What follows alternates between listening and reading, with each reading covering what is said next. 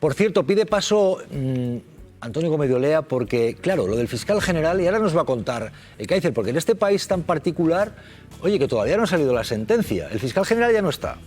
El fiscal general ya no está. La pareja de Ayuso está esperando juicio. Pero es que salió el fallo, pero todavía no tenemos la sentencia. Y ojo con el fiscal general porque hay novedades. Antonio Gómez de Olea, ¿qué ha ocurrido? Sí, Jesús, porque la Asociación Progresista de Fiscales ha denunciado ante las Naciones Unidas anomalías en el juicio al que fue fiscal general del Estado, García Ortiz. En un primer lugar, lo que plantean es que se han vulnerado sus derechos. Destacan, entre otros ejemplos, el hecho de que se han aprobado medidas excesivamente gravosas en contra de García Ortiz durante la fase de instrucción. También dicen que durante la fase de juicio o incluso la fase de deliberación de los magistrados hubo algunos jueces que actuaron con comportamientos inapropiados. Y ojo, también destacan que el hecho de haber hecho público el fallo y no el contenido de la sentencia conlleva graves consecuencias para el que ya ha sido condenado. Bueno, enseguida Ernesto nos va a contar qué hay de esto. Y por cierto, también le vamos a preguntar por Montoro. Pero antes, Ana Ibarzábal, ojo, porque sobre los magistrados que decidieron el fallo de condena contra el fiscal general hay novedades que se han adelantado hoy en Televisión Española, en la hora de la 1. Cuéntanos, Ane. Esta casa, Jesús, Radio Televisión Española, ha tenido acceso en exclusiva a nuevos audios de uno de los magistrados del Supremo que ha condenado a Álvaro García Ortiz. Estamos hablando de un audio del juez Juan Ramón Verdugo, un audio también grabado durante las semanas la semana de deliberaciones en un curso, ya lo sabemos, pagado por el Colegio de Abogados de Madrid, que ejercía una de las acusaciones. En esa grabación que vamos a escuchar ahora, se le oye a este juez, al juez Verdugo, hacer comentarios gravísimos sobre las personas migrantes. Muchas veces, desgraciadamente, salen en ambientes familiares.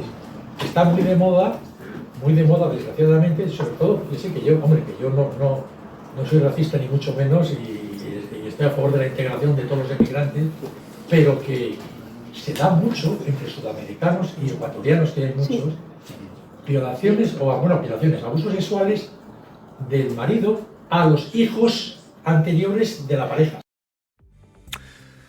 La judicatura y algunos jueces en España. Chema Garrido. Sí, pues en manos de eso estamos. Al final la sentencia no se conoce, lo que conocimos es el fallo. Yo digo siempre lo mismo que el fallo. ¿Y sobre esto que acabamos de oír? Sí, claro. Es que esta persona, el que habla, es el que emite, o uno de los participantes de un fallo que no tiene sentencia y que han condenado a una persona inocente. Claro, esa es la gravedad. Que esta persona, al final, ha levantado la mano y ha dicho: voy a condenar al fiscal general del Estado.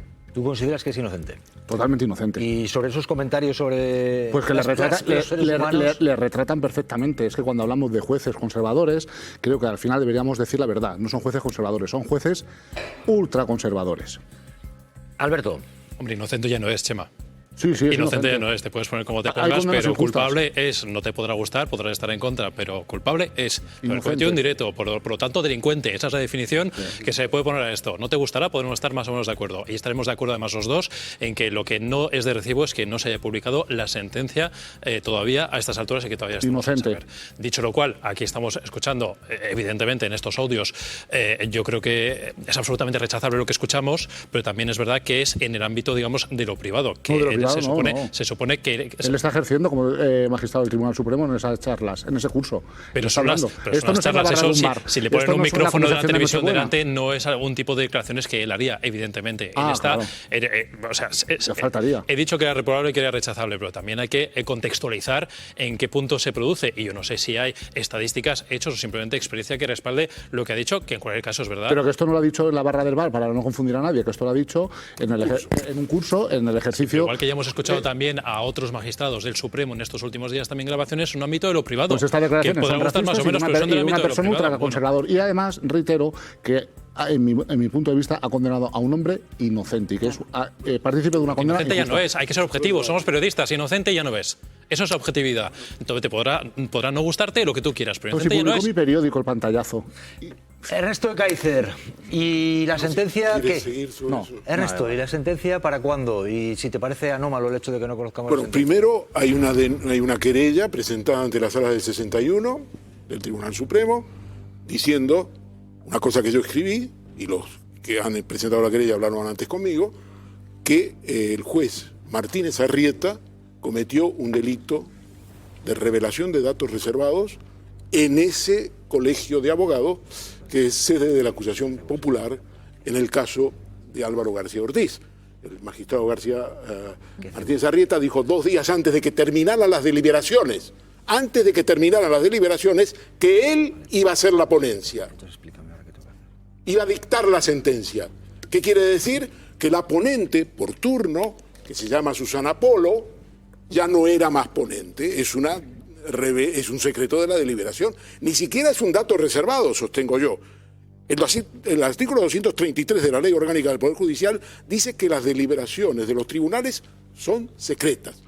Lo importante de Verdugo, aparte de que esto es muy interesante, esto de los sudamericanos, yo también soy sudamericano, soy español, por supuesto, pero soy sudamericano. Desde los 27 años vivo en España, llevo más años en España que en Argentina, pero soy sudamericano, porque tenemos el honor de tener la doble nacionalidad. Es una barbaridad lo que dice, es un magistrado del Supremo, la cúpula del derecho penal en España. Es una bestia, en el sentido, como llaman los catalanes a determinadas situaciones. Es una bestia en el sentido de que no tiene, digamos, es un curso de 60 abogados de oficio. No es una reunión particular, 60 abogados de oficio. Y ahí dijo también que, y termino, las deliberaciones estaban en curso. Bueno. Javier Flores es abogado especializado en litigios contra la Administración y es precisamente el letrado que ha interpuesto una denuncia por todo lo que se está denunciando y que ha salido reflejado en esa información del diario El País. ¿Qué tal, señor Flores? Buenos días. Muy buenos días, Inés. Podemos decir que la clave es ese audio que hemos conocido del CEO de Pablo Gallard, en el que abiertamente aboga por ampliar las listas de espera para conseguir mayores beneficios para la empresa, ¿no? Sin ninguna duda. Cuando conocemos ese audio parece que toma forma, algo que estaba en muchas conversaciones durante mucho tiempo sobre el negocio con la sanidad pública, y no solo toma forma, sino que además el audio no ha sido desmentido, se ha confirmado que es auténtico y provoca además la dimisión, el cese del CEO del hospital, y a partir de ahí, bueno, pues vosotros mejor que yo veis toda la información que está saliendo al respecto y confirmando los peores temores. La sanidad pública convertida en un sistema contable en el que los pacientes son cheques y un incremento intencionado de las listas de espera para facturar. Es decir, todos esperamos cuando vamos al hospital ser cuidados, no que seamos un objeto de negocio, es lo que parece. Javier, no sé si se puede ampliar de alguna manera o tienes pensado ampliar de alguna manera esa denuncia que has presentado ante la Fiscalía después de las informaciones que hemos conocido hoy que apuntan a que desde el grupo se pedía a los trabajadores del hospital que reutilizaran material que no podía ser reutilizable.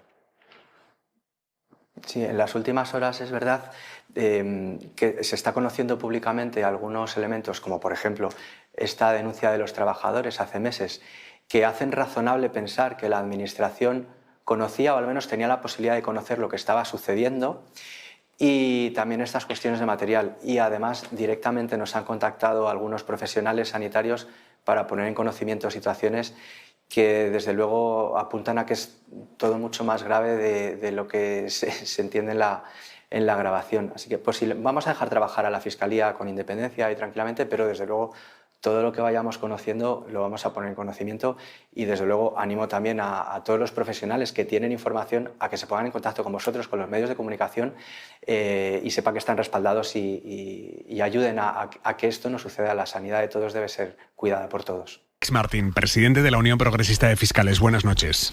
Hola, buenas noches. ¿Cómo están ustedes? Le agradezco que atienda la llamada de la cadena SER. Hasta ahora la Unión Progresista de Fiscales estaba estudiando lo que ha sucedido hoy, el fallo por el que se inhabilita al fiscal general del Estado.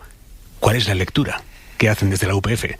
Déjeme, por favor, que mis primeras palabras, y lo hago con enorme responsabilidad como presidente de Unión Progresista de Fiscales, sean de afecto, de cariño y de respeto profundo a nuestro fiscal general del Estado. Déjeme decirle a la sociedad que para nosotros ha afrontado este proceso con una dignidad y una serenidad que solo están al alcance de quienes creen en el servicio público por encima de sí mismos. Déjenme decirles que ha soportado una presión brutal, sin perder en ningún momento ni la compostura ni el compromiso con la institución. Y por eso quiere transmitirle a él y a la sociedad que para nosotros no está solo, que quienes trabajamos en la justicia, quienes conocemos su trayectoria y su integridad, sentimos que esta condena nos golpea también a nosotros. Y decimos esto porque ha actuado como un auténtico escudo, como un paraguas que ha protegido al conjunto de la carrera fiscal. No ha intentado trasladar responsabilidades ni ha señalado a terceros y ha asumido él solo un peso que en realidad era colectivo, sabiendo que la institución estaba siendo cuestionado a través de su figura, y eso no lo hace cualquiera. Así que, dicho esto, le digo que para mí es uno de los días más tristes de mi carrera profesional. Le veo muy dolido, muy tocado. Pues jamás pensé que esto podía pasar. Los fiscales estamos noqueados, estamos tristes, estamos en shock institucional. Y déjenme que les diga, y yo entiendo que ustedes son analistas políticos, no lo entiendan como que yo les digo a ustedes, pero para mí, quien vea esto únicamente con gafas políticas, comete un grave error y además incurre en un desconocimiento de lo que significa el Estado de Derecho. Las consecuencias, señoras y señores que me están escuchando, de esta condena no solo afectan al fiscal general, van a afectar al día a día de la justicia y sobre todo la seguridad con la que un fiscal podrá tomar decisiones mañana en cualquier juzgado de España. Los que estuvimos en el juicio, y yo lo estuve, y yo he seguido con mucha atención el juicio, somos también juristas. Yo tengo afecto al fiscal general, pero soy jurista. Y les digo hoy que no encontramos un solo elemento probatorio que permita sostener esta condena en un país donde la presunción de inocencia es un derecho fundamental. Pero entonces tenemos que asumir que el Tribunal Supremo de España ha condenado e inhabilitado al fiscal general del Estado sin pruebas. Nosotros afirmamos que hoy el Tribunal Supremo ha condenado a un hombre inocente y que esto va a tener consecuencias profundas para la confianza en la justicia. ¿Cree que entonces ha habido lawfare, condenar a un inocente sin pruebas? Mire, yo lo que sí que le puedo decir es que nos parece muy grave, y lo decimos con responsabilidad institucional, que el Tribunal Supremo haya adelantado el fallo sin ofrecer la motivación jurídica. Recordemos todos que el Supremo actúa en primera y única instancia, no hay apelación, no hay una segunda lectura. La esencia misma de la presunción de inocencia en un Estado de Derecho está en la motivación de las sentencias. Privar al condenado y privar a la sociedad española durante días o semanas de esa explicación es un gravísimo error que causa un enorme daño adicional al afectado y a la institución. Esas decisiones, en opinión de UPF, alejan a la ciudadanía de la justicia, generan desasosiego y alimentan una sensación peligrosísima de opacidad. El respeto institucional no está reñido con decir claramente que hoy se ha producido un fallo procedimental que erosiona la confianza pública. ¿Cree que ha sido un fallo o cree que ha sido una decisión? Es una decisión de la que tenemos que conocer la motivación. Y fíjense otra cosa también, creo que lo han dicho ustedes, Aimar, sí. Esta decisión del Tribunal Supremo no solo cuestiona la credibilidad profesional del fiscal general y de sus colaboradores, cuestiona también la labor de todos los fiscales y de profesionales de la comunicación que verificaron hechos y contrastaron información. Por tanto, el mensaje que se está enviando hoy sin motivación en una sociedad democrática es que informar con veracidad, desmentir un bulo, defender la verdad institucional puede convertirse en un riesgo penal que ha llevado a la condena sin motivación a día de hoy contra el fiscal general del Estado. Si esto cree usted que a mí no me preocupa, le digo que me preocupa muchísimo y que esto provoca un daño no solo individual, sino estructural. Pero usted entiende, presidente de la Unión Progresista de Fiscales, que ahora mismo haya ciudadanos en su casa que estén aterrados pensando: el presidente de una de las mayores asociaciones de fiscales nos está diciendo que el Tribunal Supremo ha sido capaz de condenar al fiscal general del Estado sin pruebas. ¿Qué podrán hacer con cualquiera de nosotros? Lo que me quiero dirigir a la sociedad española es que, lo reconozco, estamos tocados los fiscales, pero no estamos hundidos. Somos una institución fuerte, orgullosa de su función y consciente de su responsabilidad. Ustedes lo han dicho también. Esto es un debate también si los fiscales somos o debemos ser un apéndice de los jueces y tribunales. Y no lo debemos ser. Pero no porque los fiscales seamos más, sino para que el sistema funcione bien. A los tribunales también les interesa que somos autónomos. No nos vamos a rendir, vamos a pelear y no vamos a ser un apéndice de los jueces y tribunales. No sería bueno para la justicia. No vamos a renunciar a nuestra misión, vamos a seguir defendiendo la legalidad, los derechos de los ciudadanos y el interés público, y se lo digo hoy, que es uno de los días más tristes de mi carrera. ¿Ustedes creen que se ha jugado en el tablero de la Fiscalía un partido entre el Tribunal Supremo y el Gobierno? ¿Una embestida del sector conservador de la Judicatura contra el Gobierno? Pues quien haga esa lectura y que lo haya visto así, comete un gravísimo error, Aimar, porque esto no va... El gobierno de Pedro Sánchez algún día terminará y vendrá otro, pero el daño que se hace hoy a la justicia y a la Fiscalía, eso va a tardar mucho en levantarse. ¿Ha podido hablar con García Ortiz? Pues le he mandado un mensaje, pero me da tanto apuro cómo lo estará pasando un hombre al que respeto y aprecio, que no me he atrevido a llamarle Aimar. No me he atrevido porque me da vergüenza. A mí me da vergüenza.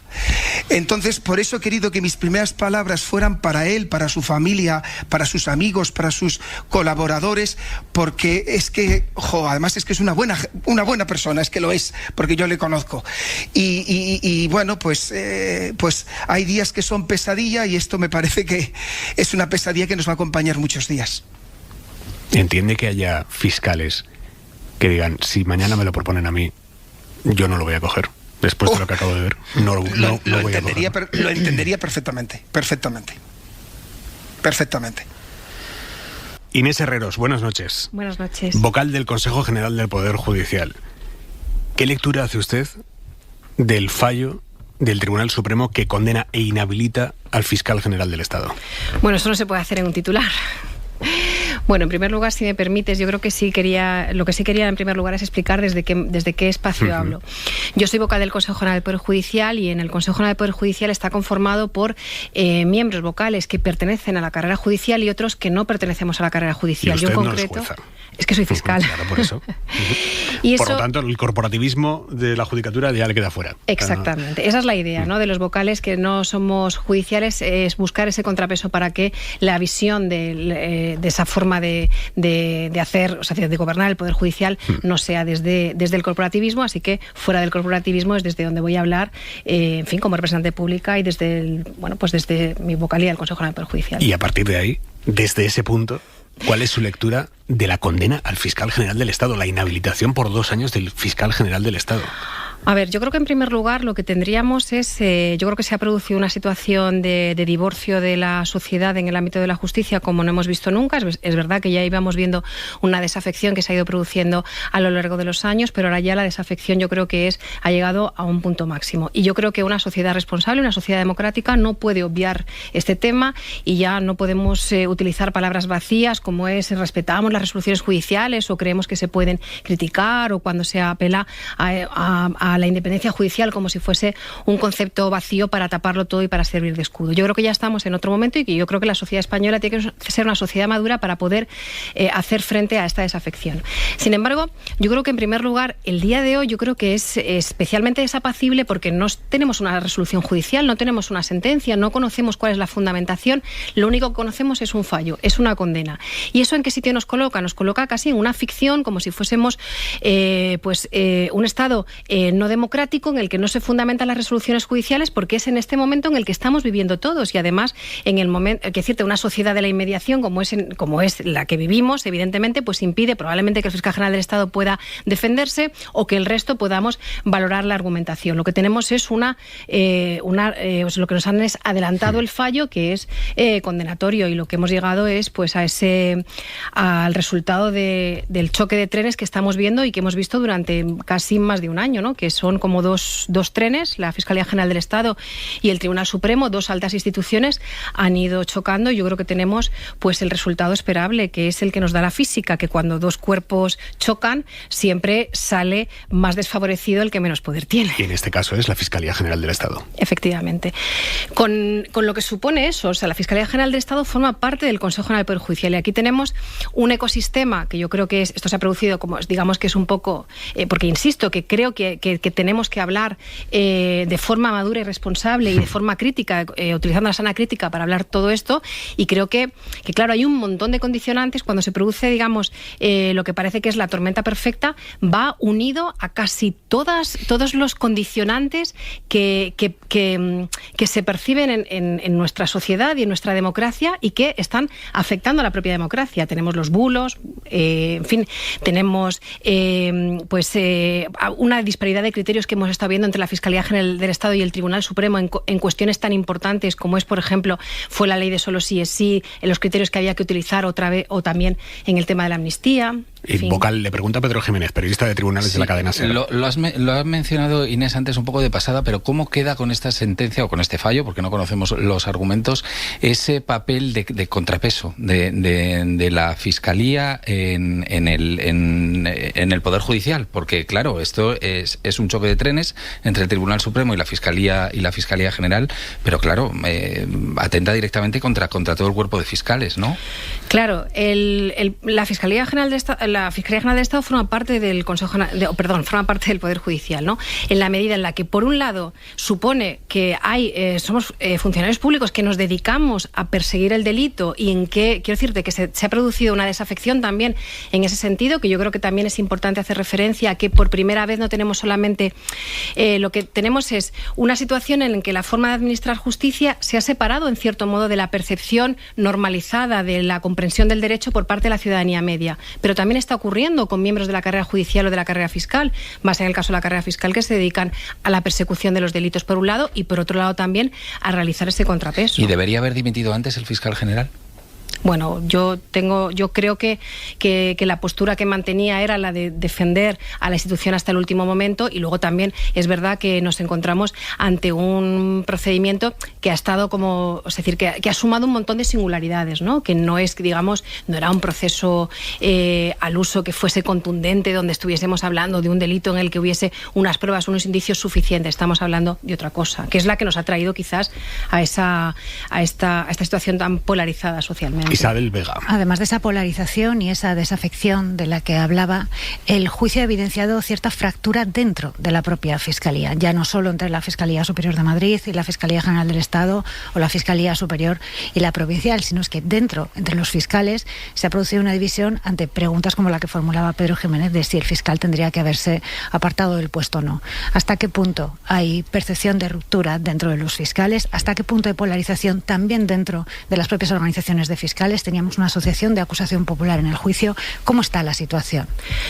Bueno, en primer lugar, lo que es evidente es que cuando se fuerzan las costuras, te saltan muchas cosas y se producen muchas... nos encontramos en una situación, pues claro, cada uno tenía su opinión sobre si debía haber dimitido, si no debía haber dimitido. La percepción que tengo es que ha habido un apoyo mayoritario al fiscal general del Estado, y además una situación en la que muchos compañeros y muchas compañeras se han puesto en el mismo lugar. Es importante además también que precisemos otra cosa, que esto del fiscal general del Estado no empieza ahora. Recordemos que en el año 2022 y después en el año 2023 un informe del Consejo General del Poder Judicial declaró inidóneo al fiscal general del Estado en base a un montón de informaciones que no eran ciertas, y lo puedo decir tranquilamente porque entonces yo era presidenta de la Unión Progresista de Fiscales, hice una columna en su momento desmintiendo cada una de las aseveraciones que se hacían en ese informe. Pareció que no importó, y ese informe ya quedó como parte de esa inidoneidad del fiscal general del Estado, y que formaba parte de esos vocales o de esas fuerzas conservadoras que intentaron desde el primer momento acabar con él. Por cierto, que el Consejo que lo emitió, ese informe, tenía el mandato caducado. Sí. Está en funciones, tenía mandato caducado. Claro, y lo que nos podemos preguntar es también, quiero decirte, desde el primer momento también había una percepción dentro de la propia carrera fiscal, porque el fiscal general del Estado, Álvaro García Ortiz, representa a una escuela, digamos, de juristas muy comprometidos con la dignidad de la persona y sobre todo con llevar el Estado de Derecho a todas las capas sociales. Eso era una cosa que era muy conocida, porque ya son prácticamente casi 2 generaciones las que han ido creciendo desde el punto de vista jurídico, pues al albur, al lado de Álvaro García, con lo cual era una cosa que se conocía y que parece desde el primer momento que no sentó bien que una persona con ese perfil o con ese compromiso con los derechos humanos fuera fiscal general del Estado. Le pregunta Irene Dorta, periodista del País. Hola, Inés. A mí me gustaría saber cómo cree que queda después de este juicio la relación de los periodistas con las fuentes, si cree que esta sentencia puede afectar a la relación que nosotros tenemos con muchos de las personas que circulan en el mundo jurídico, y a falta de conocer, por supuesto, la argumentación de la sentencia, pero si cree que de lo que se ha visto en el juicio puede haber algún perjuicio para nuestro trabajo diario. No me cabe la más mínima duda, porque eso es una cosa que se habla con bastante frecuencia en el seno de la carrera fiscal y también muchos compañeros de la carrera judicial. Esto afecta sin duda a la relación con los medios y a la relación de confianza. No tengo ninguna duda que sí es así, y además me consta que ustedes también lo están viviendo de esa forma. Entre los propios jueces, entre los propios fiscales, ¿hay desafección ahora mismo? Sí, sin duda que la hay. Por eso yo creo que una sociedad, lo decía, que yo creo que esto debe abordarse con todas las herramientas democráticas que tenemos, pero por supuesto con la sana crítica, y yo creo que haciéndonos cargo de que esto es una situación que es dura. Hemos leído un voto particular que fue muy duro, y ahora tenemos también anunciados 2 votos particulares. Habrá que leer los razonamientos jurídicos, pero es evidente que yo creo que ya no podemos obviar o no podemos no mirar pues esta situación en la que nos encontramos, y que yo creo que de ordinario siempre se ha ido tapando con ese latiguillo de la independencia judicial, porque la independencia judicial es un concepto hermosísimo, un concepto potentísimo, pero que debe ser utilizado y ser interpretado desde su forma más profunda. Vocal, le pregunto abiertamente, ¿cree que hay una parte de la judicatura que le está echando un pulso al gobierno? Eso quiero decir, no estoy en ese criterio. Estoy mirándolo desde otro prisma, que es cómo afecta a la prestación del servicio público de la justicia, y sobre todo en la relación que tiene con la ciudadanía. Inés Herreros, vocal del Consejo General del Poder Judicial. Muchas gracias y buenas noches.